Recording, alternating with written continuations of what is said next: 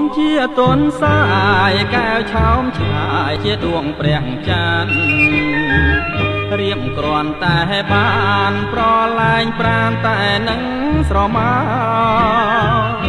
រូបអូនដូចកាយបងឯនេះគឺជាសត្វជនលេនរួមវងគុនពេល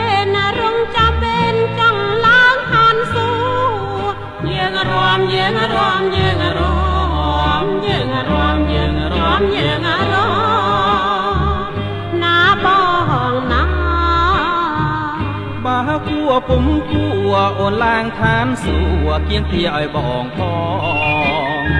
ព្រោះបងខបំណងជាញយដងប្រអូនលយប្រទីតយើងរួមយើងរួមយើងរួមយើងរួមយើងរួម